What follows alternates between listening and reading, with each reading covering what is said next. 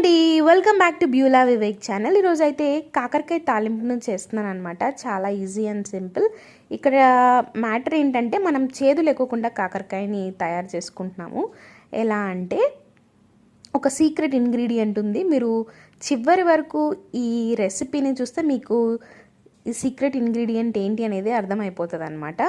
And చాలా tasty కూడా. ఇక్కడైతే నేను 3 కాకరకాయలు లార్జ్ సైజు తీసుకున్నాను అండ్ 2 ఆనియన్స్ కొంచెం పెద్దవే తీసుకున్నాను అనమాట. సో ఇట్లా చిన్న చిన్న స్క్వేర్స్ లాగా ఆనియన్స్ని అయితే కట్ చేసి పెట్టుకోవాలి. ఇప్పుడు తాలింపు ఇవ్వడానికి ఆయిల్ వేసి సరిపడ్డ ఆయిల్ వేసుకొని జీలకర్ర ఆవాలు అయితే వేసేసాను. ఆ తర్వాత మనము కట్ చేసి పెట్టుకున్న ఆనియన్స్ ఇందులో వేసేయాలి. ఒక 5 మినిట్స్ అవి మగ్గాలన్నమాట. అప్పుడు కొంచెం పసుపు అండ్ ఉప్పు, కొంచెం పసుపు ఉప్పునైతే యాడ్ చేసిన తర్వాత 5 మినిట్స్ మగ్గనివ్వాలి.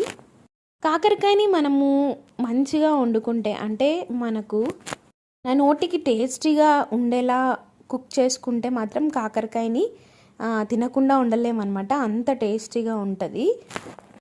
ఇప్పుడు కాకరకాయలు వేసేసిన తర్వాత 5 మినిట్స్ తర్వాత సాల్ట్ అయితే వేసుకోవాలి. ఇక్కడ సీక్రెట్ ఇంగ్రీడియంట్ ఏంటి అని అంటే ఆనియన్స్ అనమాట. ఈ ఆనియన్స్ అని ఎందుకు అంటున్నానంటే ఆనియన్స్లో ఉన్న స్వీట్నెస్ ఈ కాకరకాయలని సప్రెస్ చేస్తుంది. అందుకనే ఒక ఆనియన్ ఎక్స్ట్రా తీసుకోవాలన్నమాట. కాకరకాయ తాలింపు వేసినప్పుడు చాలా టేస్టీగా ఉంటుంది. ఇది నేను ఏదో చెప్తున్నానని కాదు, కానీ మీరు కూడా ట్రై చేయండి, మీకు చాలా నచ్చుతుంది అనమాట. ఎక్కువ మసాలాలు యాడ్ చేసే పని కూడా లేదు. జస్ట్ ఆనియన్స్ అంతే, జీలకర్ర ఆవాలు, అంతకు మించి మనమైతే ఏమీ యాడ్ చేయము. ఒక కారం పొడి అంతే.